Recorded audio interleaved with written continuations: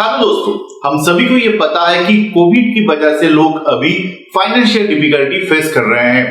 किसी का नौकरी चला गया है, किसी का बिजनेस डाउन है, किसी का सैलरी घट गया है और इस हालत में जो लोन ली है जो लोग, specially housing loan, car loan, personal loan, वो चुकाने में ढेर सारे दिक्कत का सामना अभी वो लोग कर रहे हैं।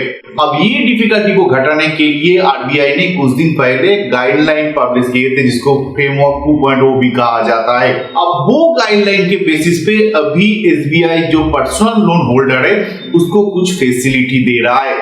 दोस्तों, ये वीडियो में मैं आपको बताऊंगा कि कैसे ये सब फैसिलिटी आप ले सकते हैं। अगर आपका फैमिली में किसी को कोविड हुआ है, नहीं तो आपको कोविड हुआ है, नहीं तो कोविड की वजह से बिजनेस में कोई प्रॉब्लम हुआ है, तो ये फैसिलिटी आप ले पाएंगे। पूरा डिटेल में ये वीडियो में मैं आपको बताऊंगा क्या क्या एलिजिबिलिटी है, कहां अप्लाई करना है, कहां जाना है। तो ये वीडियो अगर आप देखेंगे तो इजीली ये आप अप्लाई कर पाएंगे और ये बेनिफिट आप ले पाएंगे। लेकिन शुरू करने से पहले मैं आपसे रिक्वेस्ट करना चाहूंगा कि अगर आप नया है मेरे चैनल पे तो प्लीज सब्सक्राइब माय चैनल। मैं फाइनेंशियल टॉपिक पे वीडियो बनाता हूं जो आपको day to day decision making में हेल्प करेगा। तो चलिए दोस्तों, अब शुरू करते हैं। तो अब पहला जो चीज मैं आपको बताना चाहूंगा कि ये जो फैसिलिटी एसबीआई दे रहा है वो जो पर्सनल टाइप लोन, जैसे कि मैंने पहले कहा, housing loan, car loan, pension loan, express credit, इस टाइप का लोन पे आपको मिलेगा।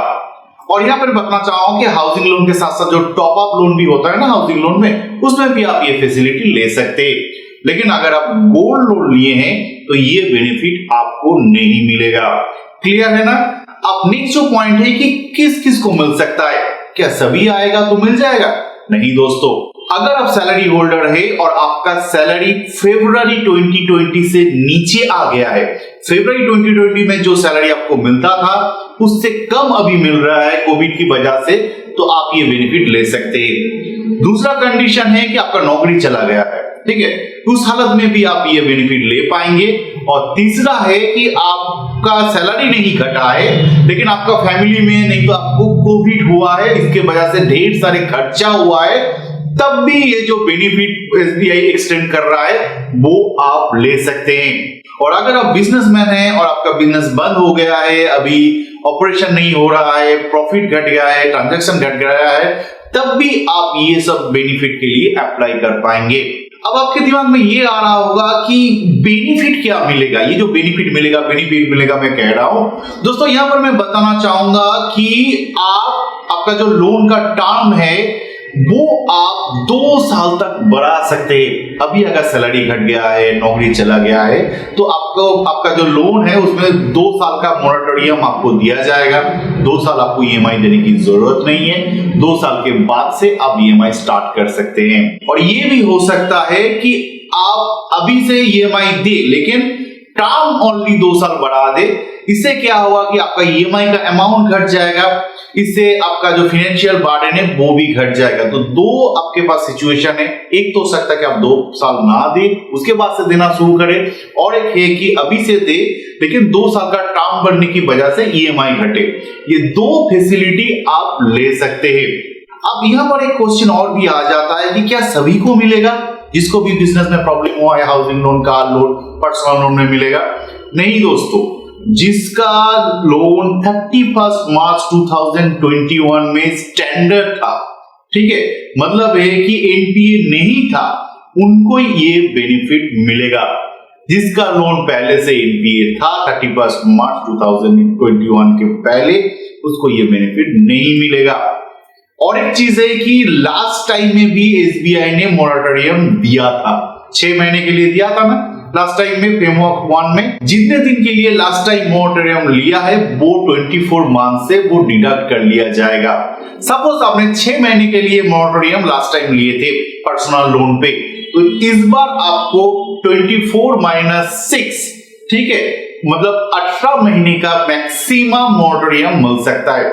ऐसा नहीं कि सबको 2 साल ही लेना है, उससे कम भी कोई ले सकता है, लेकिन मैक्सिमम 24 मंथ अगर पहले मोरेटोरियम लिए हैं आपने, वो डिडक्ट हो जाएगा। अब फिर यहाँ पर एक सोच आ सकता है कि क्या इसमें कोई इंटरेस्ट भी देना पड़ेगा, ये जो 2 साल आपको लग रहा है?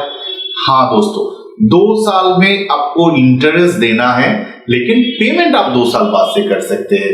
ये क्लियर आपको होना पड़ेगा कि ये 2 साल में आपको इंटरेस्ट गिनना है, और इसके वजह से हो सकता है आपका जो ईएमआई अमाउंट है 2 साल के बाद वो बढ़ जाए। नेचुरली बढ़ेगा ना 2 साल का जो इंटरेस्ट आ रहा है। इसके साथ साथ और एक चीज मैं यहाँ पर ऐड करना चाहूंगा, अगर आपका होम लोन का अमाउंट 30 लाख नहीं तो उसके नीचे है, पर्सनल लोन का अमाउंट 10 लाख नहीं तो उसके नीचे है, तो कोई एडिशनल इंटरेस्ट देने की जरूरत नहीं है। जो इंटरेस्ट रेट आपका एग्रीमेंट में है वो ही आपको देना है। लेकिन होम लोन का अमाउंट अगर 30 लाख से ज्यादा हुआ, पर्सनल लोन का अमाउंट अगर 10 लाख से ज्यादा हुआ, तो आपको 0.35% ज्यादा इंटरेस्ट गिनना पड़ेगा। तो ये चीज आपके दिमाग में रखना है। इसके बाद कुछ और भी क्वेश्चन का आंसर मैं आपको देना चाहूंगा। बहुत सारे लोगों का होता है कि मार्च 31 में एनपीए नहीं है, लेकिन उसके बाद एनपीए हो गया है, सैलरी कट गया है ना, हो सकता है मई 2021 में आपका एक अकाउंट एनपीए हुआ, उस हालत में भी आप ये फैसिलिटी ले सकते हैं। ठीक है, मार्च के बाद अगर आपका एनपीए हुआ तो आप ले पाएंगे। अगर आपका मल्टीपल अकाउंट रहा, हो सकता है कि आपका 3-4 लोन अकाउंट है, उसमें भी ईच अकाउंट में ये फैसिलिटी आप ले पाएंगे। तो जिसको भी फाइनेंशियल थोड़ा बहुत बर्डन आया है वो ये फैसिलिटी ले सकते हैं, इनफैक्ट लेना भी चाहिए। अगर आपके पास फंड है, पैसा है, तो जमा कर दीजिए, कोई प्रॉब्लम नहीं। लेकिन ये एक्सटेंशन करके रखिए, पता नहीं कब ये कोविड खत्म होगा। हो सकता है 2 साल 3 साल ये चले, आपका बिजनेस में प्रॉब्लम आए, फ्यूचर में भी नौकरी में प्रॉब्लम आए। तो अभी जो मोरेटोरियम मिल रहा है ले लीजिए, बाद में हो से एक्सेस फंड आएगा अकाउंट में जमा कर दीजिएगा, कोई प्रॉब्लम नहीं। तो आप चलिए पकड़ लेते हैं कि आप ये फैसिलिटी लेना चाहते हैं, तो क्या क्या आपको करना है, कहां पर आपको जाना है। यहाँ पर मैं बताना चाहूंगा कि आप ऑनलाइन अप्लाई कर पाएंगे, नहीं तो आप ब्रांच में जाके भी अप्लाई कर पाएंगे। अगर आपका होम लोन कोई प्रोसेसिंग सेल पे है, आरएससीपीसी में है, वहां पर जाके भी आप अप्लाई कर पाएंगे। अगर आप ऑनलाइन करना चाहते हैं, कहां से करना है मैं वीडियो के अंत में आपको दिखा दूंगा। और अगर आप ऑफलाइन करना चाहते हो तो सिंपली में ब्रांच में जाइए, वहां पर फॉर्म मिल जाएगा, वो फिलअप करके जमा करना है। अब डॉक्यूमेंट में मैं बताना चाहूंगा कि अगर आप सैलरीड पर्सन है और आपका नौकरी चला गया है, तो आपका जो टर्मिनेशन लेटर होता है वो लेटर आपको सबमिट करना है। और अगर आपका सैलरी घट गया है तो आपको फरवरी 2020 का पे स्लिप जमा करना है, और उसके बाद से अकाउंट का स्टेटमेंट।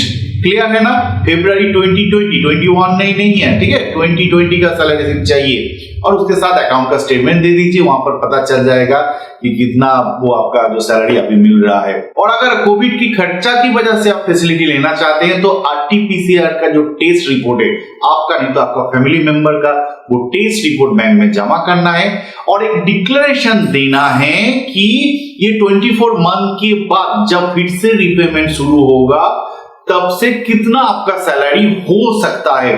ठीक है, आपका जो डिक्लेरेशन है उतना ही काफी है, तो उसका फॉर्मेट भी आपको ब्रांच में मिल जाएगा, वो लेके आप जमा कीजिए। और अगर आप बिजनेसमैन हैं तो सिंपली आपका जो लास्ट फाइनेंशियल डॉक्यूमेंट है 2020 में तो आपने आईटी फाइल किए थे, नहीं तो balance sheet, profit and loss ये सब बनाए थे, और 2021 में भी बहुत सारे लोगों ने ऑलरेडी सबमिट कर दिए हैं। अगर नहीं किए हैं तो एटलीस्ट पीएल बना लीजिए, profit and loss balance sheet बना लीजिए, और ये दोनों लेकर सबमिट कीजिए बिजनेसमैन के लिए। उसके साथ साथ अकाउंट का स्टेटमेंट और एक डिक्लेरेशन, सेल्फ डिक्लेरेशन कि हाँ मेरा बिजनेस में ये प्रॉब्लम हुआ था और इसी की वजह से मुझे ये मोरेटोरियम चाहिए। अब ये जो डॉक्यूमेंट का लिस्ट है मैं डिस्क्रिप्शन बॉक्स में दे दूंगा, क्या क्या डॉक्यूमेंट आपको देना है, तो वहां से आप देख लीजिए, नहीं तो ब्रांच में जाके भी पूछ के कर सकते हैं। तो ये सब जो डॉक्यूमेंट मैंने बोला जिसके लिए जो एप्लीकेबल है उसको आपको स्कैन करना है, सेल्फ अटेस्टेड करके उसके बाद स्कैन करना है, और वो साइट में अपलोड करना है। अगर आप अपलोड नहीं कर पा रहे हैं तो ब्रांच में जाइए और वहां पर सबमिट कर दीजिए। अब दोस्तों ये सब सबमिट करने के बाद बैंक यूजुअली 5-6 दिन में ये प्रोसेस कर देगा। उसके बाद क्या है कि आपको एक अरेंजमेंट लेटर साइन करना है, 2 अरेंजमेंट लेटर मिलेगा, उसमें एक बैंक रख देगा, आपको एक मिल जाएगा। और क्या है कि नया जो स्टैंडिंग इंस्ट्रक्शन, नहीं तो ईसीएस 2 साल के बाद से होगा ना, उसको भी आपको साइन करना है, ईसीएस फॉर्म को, नहीं तो स्टैंडिंग इंस्ट्रक्शन फॉर्म को, क्योंकि आपका ईएमआई थोड़ा चेंज हो जाएगा 2 साल के बाद से, नहीं तो अभी से कर रहे हैं तब भी कुछ ईएमआई चेंज होगा, इसलिए नया ईसीएस फॉर्म भी आपको साइन करना है। बस इतना ही। और एक चीज है कि आप पूछ लीजिए बैंक से कि कितना ईएमआई हो सकता है, एक आइडिया ले लीजिए कब से वो फिर से चालू होगा, वो भी डेट अब ले लीजिए। क्या होता है कि हम भूल जाते हैं और जब ईएमआई का टाइम आता है तो सब टाइम क्या होता है कि उस टाइम में पैसा नहीं रहता है अकाउंट में और डिफॉल्ट हो जाता है। तो ये सब जान लीजिए। बस इतना ही, पूरा प्रोसेस यहाँ पर ही खत्म हो जाता है। अब चलिए दोस्तों आपको दिखाते हैं कि एसबीआई का साइट से कैसे आप ये अप्लाई कर पाएंगे। एप्लीकेशन के अंदर में मैं नहीं जा पाऊंगा क्योंकि मेरे पास कोई लोन अकाउंट नंबर नहीं है, लेकिन मैं दिखा दूंगा कि कहां से अप्लाई करना है। वहां पर जाके सिंपली अकाउंट नंबर डालना है, ओटीपी आ जाएगा। बहुत ही सिंपल प्रोसेस है, वो आई थिंक आप कर पाएंगे। तो चलिए देखते हैं। दोस्तों यहाँ पर आप देख सकते हैं ये एसबीआई का वेबसाइट है sbi.co.in। यहाँ पर आपको जाना है। यहाँ पर क्या हो रहा है कि ढेर सारे जो इंफॉर्मेशन स्क्रॉल कर रहा है। इसमें आप देख सकते हैं relief to retail borrowers from कोविड-19 स्ट्रेस। ठीक है ना, ये चला जा रहा है। तो यहाँ पर अगर आप क्लिक करेंगे तो पीछे आ जाएगा। देखिए यहाँ पर है क्लिक योर एलिजिबिलिटी। यहाँ पर क्लिक करने से क्या होगा कि आप अप्लाई कर पाएंगे। लेकिन ये एप्लीकेशन दिखाने से पहले एक चीज मैं आपको दिखाना चाहूंगा कि जो बिजनेस लोन होल्डर होता है ना, जिसने बिजनेस के लिए लोन लिए हैं, मुद्रा लोन हो सकता है, उससे बड़ा जो बिजनेस लोन होता है, उनके लिए भी फैसिलिटी है। यहाँ पर देख सकते हैं अनाउंसमेंट्स में 10 लाख तक अगर आपका लोन हुआ तो यहाँ पर ये फॉर्म अवेलेबल है। और 10 लाख से 25 करोड़ तक अगर आपने लिया है उसके लिए भी फॉर्म अवेलेबल है। तो यहां से आप अप्लाई कर पाएंगे। ठीक है, बिजनेस लोन के लिए। ये देखिए ये जो फॉर्म है 10 लाख के लिए, ये जो बिजनेस लोन होल्डर है उन लोगों के लिए है। तो ये फॉर्म डाउनलोड करके फिलअप करके आपको ब्रांच पे जमा करना है। तो चलिए अब दिखाते हैं जो पर्सनल लोन होल्डर है ना, जिसके लिए मैंने ये वीडियो बनाया, वो कैसे अप्लाई कर पाएंगे। पहले जाते हैं, ये जो नीचे स्क्रॉल कर रहा है यहाँ पर क्लिक करेंगे तो फिर से आ जाएगा relief of retail borrower from कोविड-19 स्ट्रेस। फिर से चले जा रहा है तो इसको फिर से क्लिक करते हैं और यहाँ पर अगर मैं क्लिक करता हूं तो चलिए आ गया वो स्क्रीन। यहाँ पर सिंपली आपको क्या करना है कि यहाँ पर आपको लोन अकाउंट देना है। आपका जो लोन अकाउंट है ना वो यहाँ पर डालना है और जनरेट ओटीपी करना है। लोन अकाउंट में जो मोबाइल नंबर दिया हुआ है वो मोबाइल पे आपको आपके पास एक ओटीपी जाएगा।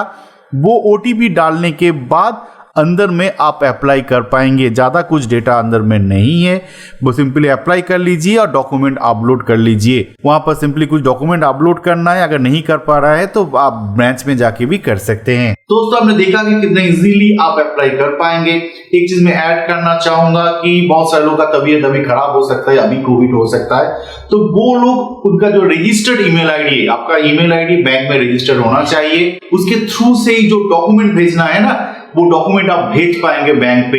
तो ये फैसिलिटी भी आप ले सकते हैं। अगर किसी को जरूरत है तो प्लीज अप्लाई कर लीजिए, क्योंकि पता नहीं ये कोविड कितने दिन चलेगा। और एक चीज यहाँ पर मैं बताना चाहूंगा कि अगर आप ये अप्लाई करते हैं और आप चाहते हैं कि 2 साल बाद से ईएमआई स्टार्ट हो, तो नॉर्मली आपका ईएमआई बंद हो जाएगा, ईसीएस कैंसिल हो जाएगा, एसआईपी कैंसिल हो जाएगा। बीच में अगर आपको पैसा जमा करना है तो आपको ब्रांच में जाके, नहीं तो ऑनलाइन मैनुअल ट्रांसफर आपको करना है। तो ये भी दिमाग में रखिए। तो दोस्तों होप आज जो इन्फॉर्मेशन मैंने आपको दिया ये आपको हेल्प करेगा। अगर आप ये बेनिफिट लेना चाहते हैं, 2 साल का मोरेटोरियम लेना चाहते हैं, आपका टर्म एक्सटेंड करना चाहते हैं, अगर और कुछ आप जानना चाहते हैं तो प्लीज कमेंट में लिखिए। अगर ये वीडियो अच्छा लगा तो लाइक कीजिए, दोस्तों के साथ व्हाट्सएप और फेसबुक में शेयर कीजिए। और अगर आप नया है मेरे चैनल पे तो please subscribe my channel. Thank you and bye bye.